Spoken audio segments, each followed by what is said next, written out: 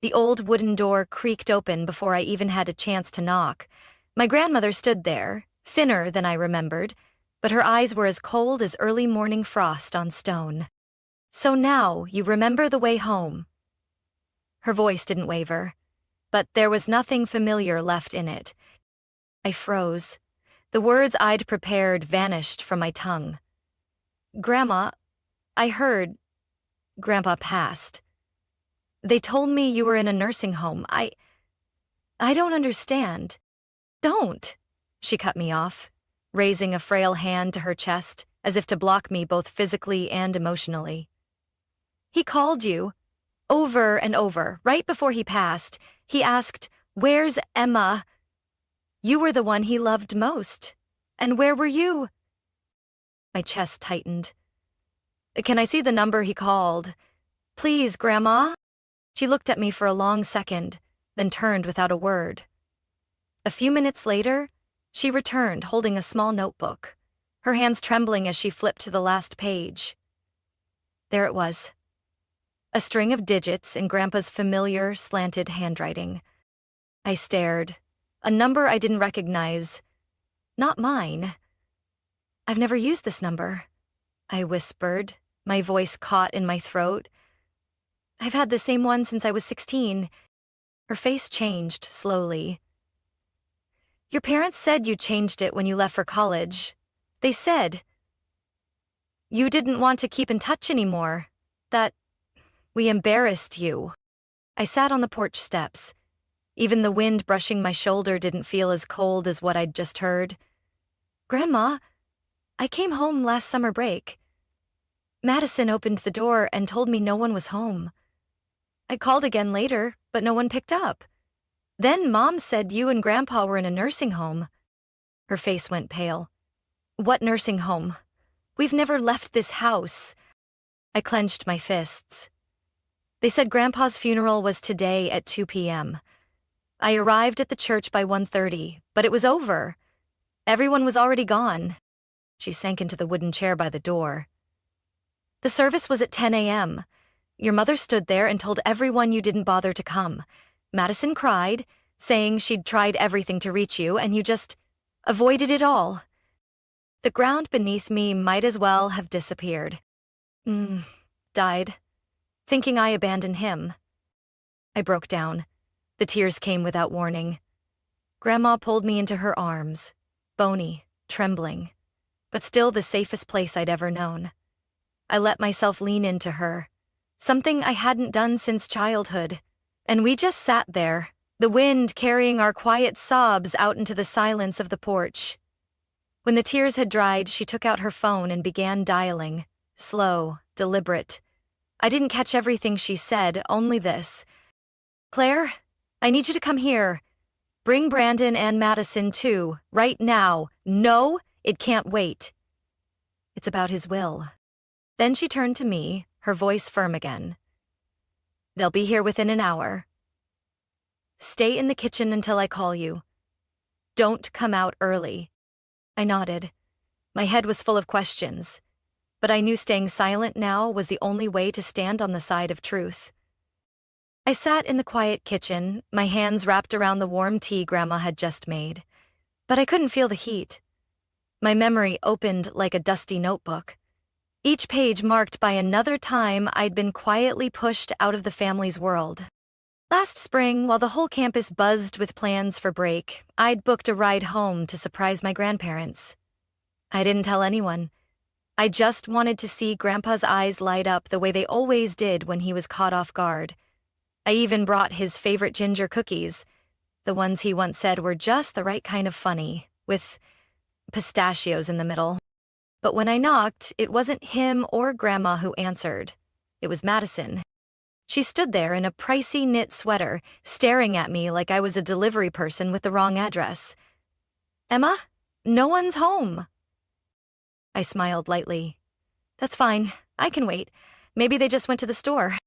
Madison raised her eyebrows, stepped outside, and shut the door behind her. "They don't live here anymore. They moved to a nursing home. Guess you've been too busy to notice." I froze. "What nursing home?" She shrugged. Some long name. I forgot. Down near southern Edgefield, I think. She folded her arms, completely unbothered. They don't really want to see anyone anyway. Grandpa's mind's going, and Grandma's not doing great either. But Mom never said anything, I murmured. Madison gave a sharp, cold laugh. Well, now you know. I tried asking more, but she brushed me off with, "It's not a good time," and shut the door. I stood there, stunned, holding the now cold bag of cookies in both hands. I called Mom. She picked up after 3 rings, sounding rushed. "Grandma and Grandpa moved, Emma. They needed special care. I was going to tell you next week, but you've been so busy with school I didn't want to distract you." I asked for the name of the place. She dodged it. I asked for the address. She said they were under lockdown. No visitors allowed. I remember that feeling, like being blocked by glass. Seeing everything, touching nothing. I went back to school. But night after night, I kept asking myself, why didn't they tell me sooner? Were they really in a nursing home? Or was something being hidden? Then one Tuesday morning, my phone rang while I was prepping a lab experiment. Mom's name appeared on the screen. I answered. "Emma," she said flatly. "Grandpa passed away last night. His funeral is Thursday at 2 p.m. Don't be late." I dropped the pipette in my hand. The entire room fell silent. I don't even remember how I left the building. That night, I booked the earliest trip home. Thursday came. I dressed early and arrived at the church by 1:30, my heart pounding with grief. But the parking lot was empty. I pushed the door open and found only a janitor mopping near the altar. "Excuse me, the funeral for Mr. Thomas Evans?" He looked up, confused. "That ended at 10 a.m., ma'am. The family left before noon." I stood frozen.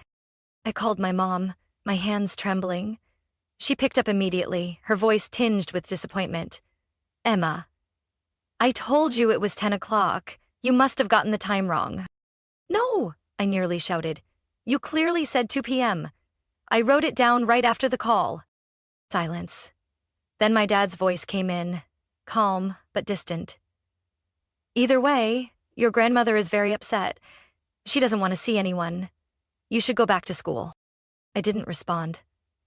I don't remember hanging up, only that my feet carried me straight to Cypress Street, where my grandparents' house still stood behind the white fence. I rang the doorbell. A long silence, then the door creaked open. It was Grandma. I moved to hug her, but she stepped back. Her face was no longer the refuge of kindness I'd always known. Her eyes were red, but there were no more tears, just quiet disappointment. And I knew then, everything they had hidden, the calls that never reached me, the funeral rescheduled without notice, the nursing home lie, had worked.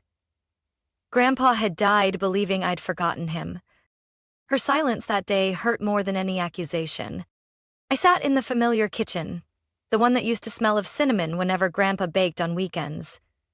Now it was quiet, except for the ticking of the old pendulum clock, marking time until the truth would finally be revealed. Grandma sat across from me, her thin fingers wrapped around a cup of tea that had long gone cold. After a long silence, she set the cup down and pulled out her phone. "This is Rose Evans. Call Claire, Brandon, and Madison. It's about Thomas's will." "No, not next week. This afternoon. Spencer, the lawyer, will be here too." She ended the call. Her tone remained steady, but her eyes couldn't hide the pain. I looked at her and gently asked, "Do you believe me?" She didn't answer right away. It wasn't until she stood up and placed her hand on my shoulder that she spoke. "No one can bear the truth forever, and I think it's time we bring it into the light." Around 4 o'clock, the doorbell rang. Following Grandma's instructions, I stayed in the kitchen. The door was slightly ajar, just enough for me to hear everything. From Madison's heels clicking on the floor to Mom's forced chuckle, I recognized every sound. But they no longer brought comfort. "Hi, Mom," my mother called out. "What's so urgent?" I was at the stylist, prepping for next week's event. I hope this isn't about Emma, Madison added quickly. Everyone knows she has nothing to do with this family anymore. I heard Grandma pull out a chair. Then her voice rang out, steady and sharp. Sit down. Spencer is here to read Thomas's will. A pause followed. Then the rustling of documents, the click of a briefcase opening. I held my breath. This is the last will and testament of Mr. Thomas Evans, Mr. Spencer began. Drafted 3 months ago, legally notarized and witnessed. Per his wishes, this reading requires the presence of his 2 children, Claire Evans and Brandon Evans, as well as his 2 granddaughters, Madison and Emma. The air outside the kitchen shifted instantly. Emma? My mother nearly hissed. I stood, gently pushed the kitchen door open, and stepped into the living room. The room fell into stunned silence. Madison froze, her phone slipping from her hand onto the couch. My dad stared at me as if he'd seen a ghost. And my mother. Her expression shifted in a heartbeat, then quickly molded back into her usual polite smile. Emma, what are you doing here? I stood tall, didn't answer her, and looked directly at Mr. Spencer. Grandpa wanted all 4 of us here. Now I am. Mr. Spencer nodded. Then I'll continue. He started with the basics. The house was to be passed down to Mrs. Rose Evans, along with a separate sum allocated solely for her use. That part wasn't surprising. The next section, Mr. Spencer said, concerns an additional asset, a biotechnology research center that was recently completed, located on the east side of the city.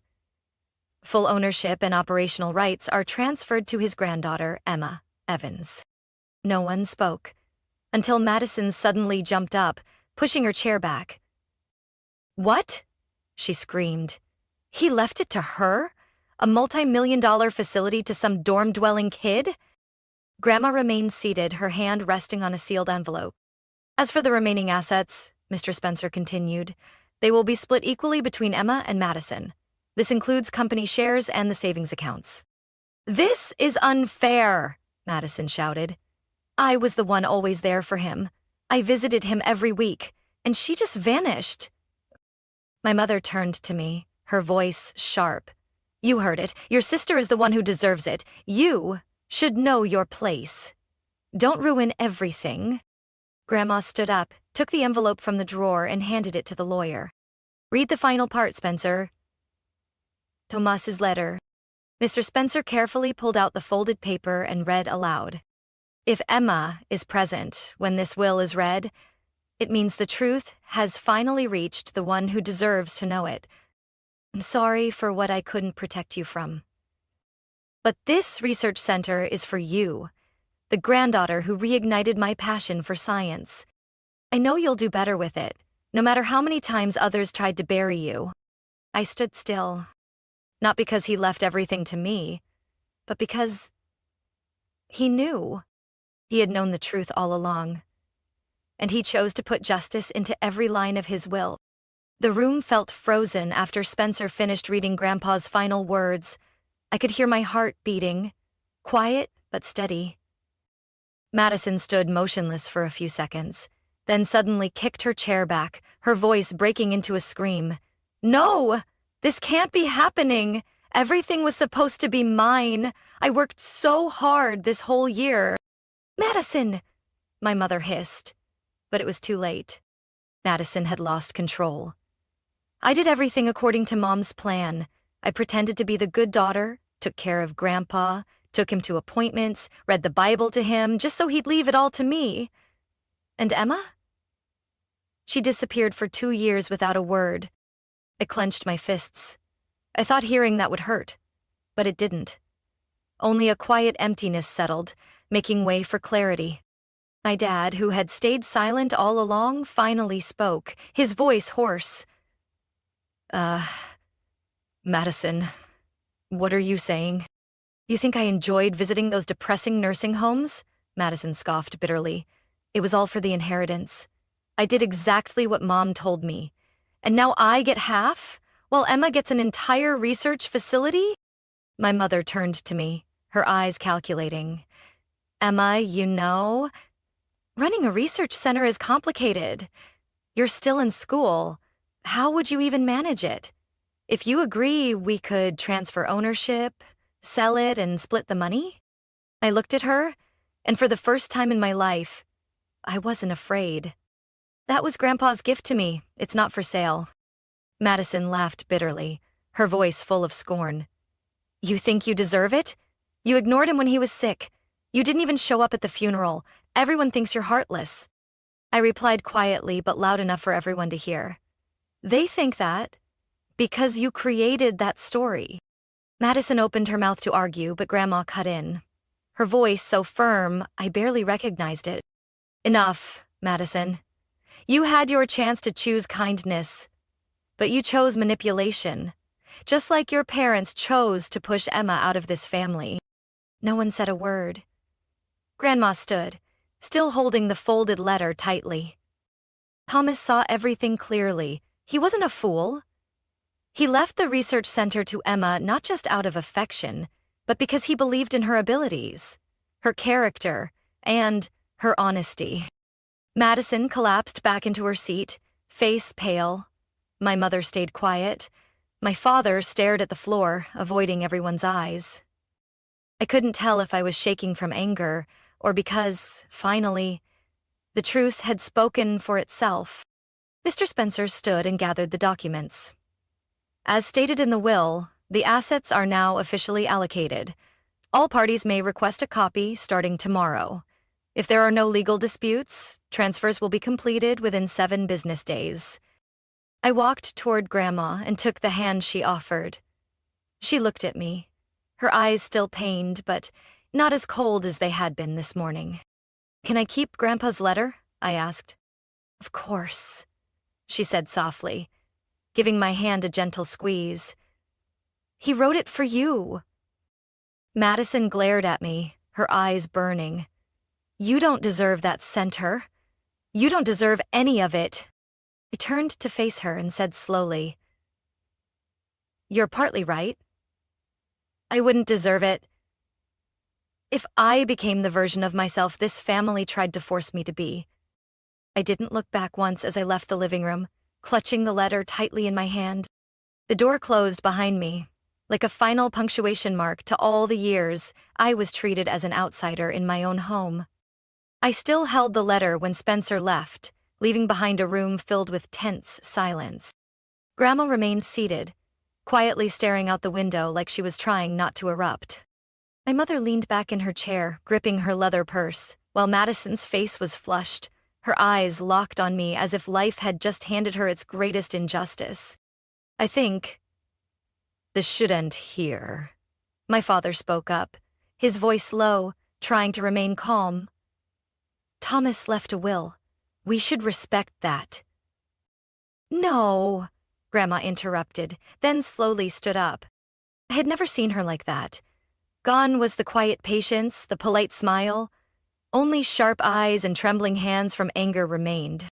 Emma, hand me that letter, she said. Her voice raspy, but unwavering. I gave it to her, feeling her fingers tighten around it. She opened it, every movement slow and deliberate, as if peeling away years of deception layered over this family. He didn't just write to you, she said. Thomas wrote to all of us. Then she read it aloud, line by line, not skipping a single detail. Rose, if you're holding this letter, it means the truth has finally come to light. I'm no longer here to say it, so I write. I love both of my granddaughters, but I'm not blind. Emma is a remarkable child. At 8 years old, she asked me about cell structures and created a coin cleaner from lemon and baking soda. But because of that brilliance, she was abandoned by the very people who were supposed to love her most. Claire always said she was too different, hard to connect with. And Brandon just stayed silent. Madison was smart enough to be praised and always protected. But Emma? Every achievement was seen as showing off. I glanced at my mother. She was stiff, lips pressed into a hard line. I saw the times Emma did Madison's homework and got scolded for not helping fast enough. I heard Claire call her a weirdo and Brandon laugh along. Do you remember that night after the science fair? when Emma cried alone in the kitchen, because no one at home asked her how she felt. Only you and I, just us, gave her space to be herself. What do I call that, Rose? I call it poison, and this family let it seep into every dinner, every word, every look. Madison clenched her fists but said nothing. Grandma kept reading, her voice slightly trembling but steady. I don't write this to guilt anyone, but to make them face themselves. If Claire, Brandon, and Madison are hearing this, know that Emma owes you no apology. You owe her an explanation, and if you can't do that, then leave this house, the last place where kindness still lives. Grandma looked up, folded the letter with shaky hands. Then she turned to my mother and said each word with clarity. You turned her into a stranger in her own home. You were her mother and never spent a day trying to understand her. My mother said nothing. Madison suddenly stood and turned to Grandma. Oh, now everything is my fault? I did nothing wrong. I was the one who stayed, cared for Grandpa, took him to the hospital, read to him. Enough, Grandma growled. You did those things because you expected an inheritance, not out of love. You don't have the right to say that, Madison shouted. I did what my mother taught me, and that's exactly why you turned out this way. The room fell silent. I stood by the table, saying nothing. I didn't need to. Grandpa had already said it all. Claire, Brandon, Madison, Grandma said, her voice low and cold like the late afternoon sky. Thomas made it clear in his letter. If you can't respect his wishes, then leave. This house has no place for deceit. My father stood first, eyes down, walking toward the door without a word. My mother rose after him, not saying anything either, just looking at me for a long moment. Her eyes weren't cold anymore, just empty. Madison was last, standing still for a few seconds before turning away. The door closed behind them. A breeze slipped in through the window, brushing gently across my face. I looked at Grandma. She wiped her eyes and gave a faint smile. He always knew how to end things at just the right moment. That night, after the last door shut behind the family who had always treated me like an outsider, I sat alone on the porch bench. The wind rustled through the oak tree out front, carrying the earthy scent from a light afternoon rain. In the quiet darkness, old memories slowly drifted in like smoke weaving through my mind. I had always been the strange child in their eyes. While Madison dreamed of becoming a ballerina and got driven to weekend classes by Mom, I sat for hours on the kitchen floor, building simple electric circuits with straws, copper wire, and AA batteries, using books Grandpa had found at the city library. I didn't care for dolls. I liked experimenting with baking soda, vinegar, and the mercury thermometer Grandpa got from an old medical supply store. But every time I showed off a project, Dad would glance over and ask, "Did you break any outlets this time?" Mom would say, "Always with these weird little games. Can you just talk like a normal person?" Madison always knew how to make things fit the narrative Mom wanted. She had her 8th birthday at a fancy Italian restaurant, complete with a 3-tiered cake and a kids' choir performance. My 9th birthday was held in the kitchen corner, with a small cake Grandma baked, and only Grandma and Grandpa were there to celebrate. Back then, I wasn't sad. I was just confused. Why did Mom only see Madison? Why, when I was chosen by my teacher to represent our school at the district science fair, did Mom just sigh and not ask me a single question? I still remember the first time my teacher called Mom in for a private meeting. Ms. Reynolds, the only person at school who understood that I needed to study more, dig deeper. Not because I was showing off, but because I genuinely needed space to grow. She's exceptionally capable, Ms. Reynolds said. We're recommending Emma for the Regional Gifted program. We should file the paperwork as soon as possible. Mom stared at the bulletin board like the teacher had just insulted our family honor. How long does this program last? She asked, voice dry. Amen, Ms. Reynolds explained. It includes advanced classes, lab work, and a personal project. It's completely free. Mom folded the papers.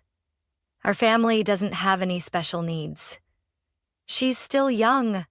She should learn to blend in, not live in a world of differences.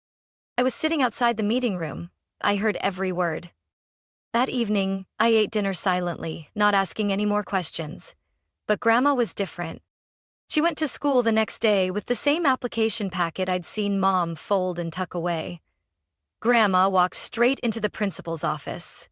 Her eyes shone like headlights in a rainy night.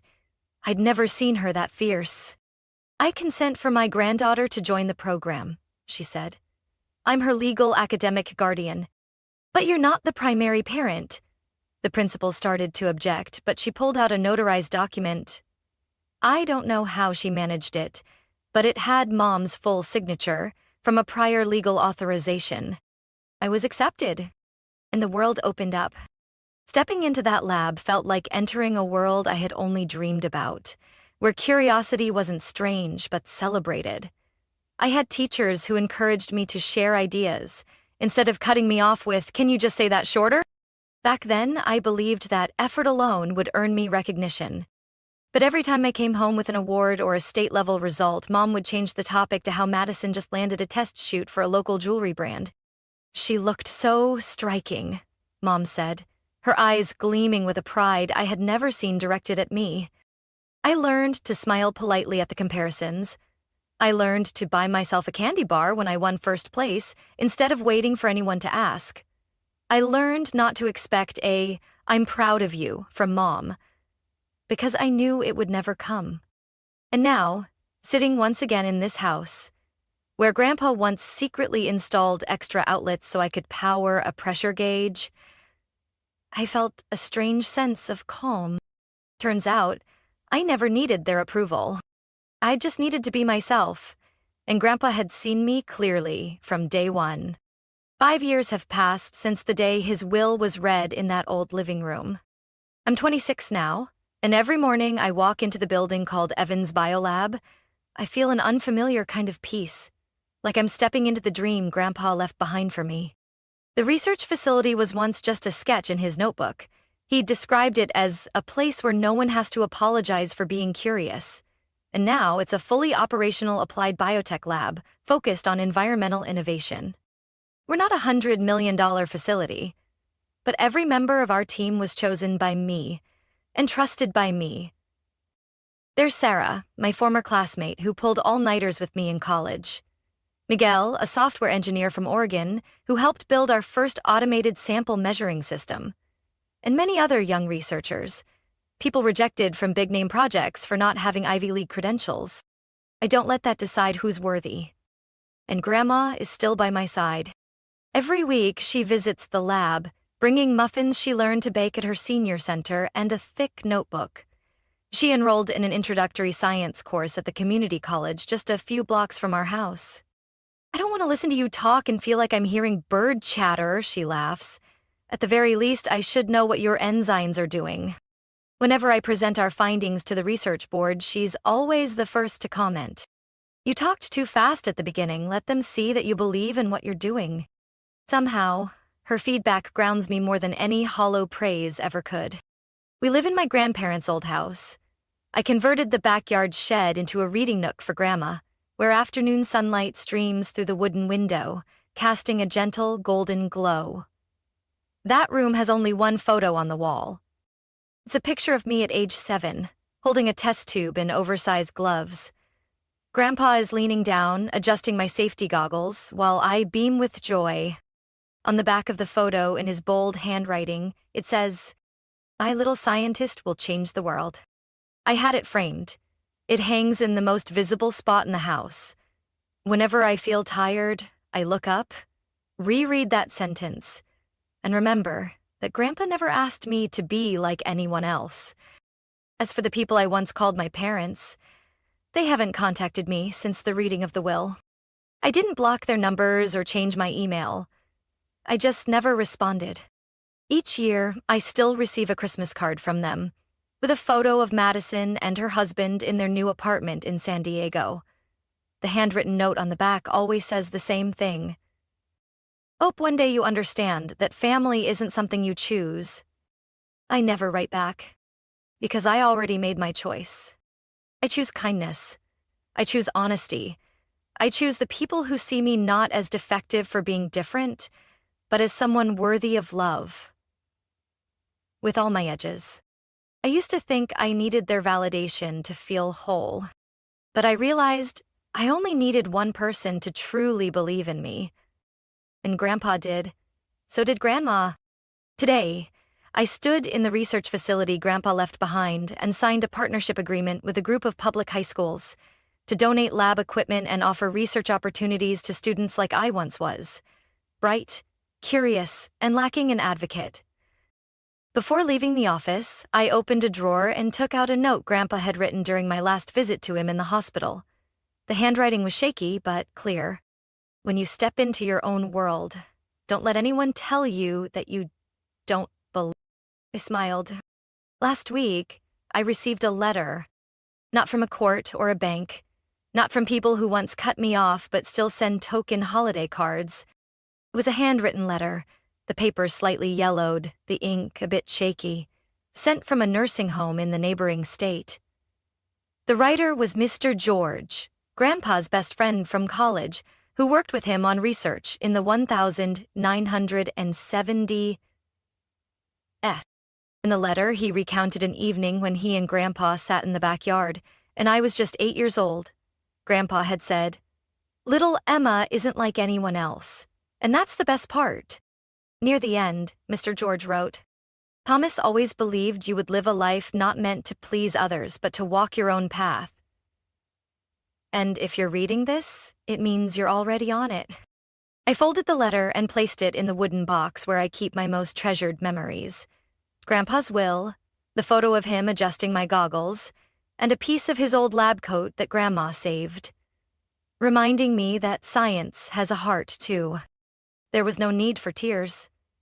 The ache had finally quieted. One Saturday afternoon, I walked back from the outdoor research station near Lake Alton. Along the way, I saw 2 kids crouched by a tree, stirring dirt and water in a plastic cup with a twig. One of them said, "If we add sand, maybe it'll start boiling." I chuckled and approached gently. "What are you experimenting with?" They turned around, surprised, not scared. A curly-made kid said, "We're trying to make a mini volcano, like the one on that science show." I knelt beside them, rolling up my sleeves. "I've got baking soda and vinegar in my office. Want to make it real?" Their eyes lit up. 10 years ago, I was that kid, sitting on a kitchen floor, using a straw instead of a spoon, listening to fizzy reactions that no one praised. Now I get to reach out to other curious kids, to give them a place where they can fail safely, ask questions freely, and never be laughed at for wondering. And that makes me feel like I'm living exactly the way Grandpa believed I could. At the end of the day, I returned home. Grandma was in the living room reading. On the table sat a fresh batch of banana muffins she'd baked. "I reviewed the lecture on enzymes again," she said, smiling. "Harder than I thought."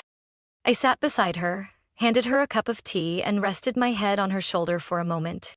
"You know, I've never said it, but everything I have today is because of you and Grandpa." She said nothing, just squeezed my hand a little tighter. "No, Emma," she finally whispered. "Everything you have is because you deserve it. I just walked beside you. Like he always did. Forgiveness isn't something I'm waiting for, especially not from those who reshaped love into silence. And if anyone out there is chasing approval from a place that never embraced you, know that you have the right to choose again. You have the right to walk away from what hurts, even if it's labeled blood. I don't have a perfect family, but I have something whole, the belief that I am enough. I am Grandpa's little scientist, the one who will change the world, with her own hands and a faith no one can dim." Emma's story reminds us that a person's true worth isn't defined by those who abandoned them, but by their courage to pursue what's right, even in loneliness. Family doesn't have to be blood. Sometimes it's the people who listen, protect, and believe in us when no one else does. In a world still full of judgment, Emma represents those brave enough to be themselves. to choose again, and to rewrite the definition of love and worth. What do you think about Emma's journey? Have you experienced something similar? Share your thoughts in the comments. And don't forget to follow this channel for more powerful stories about family and life.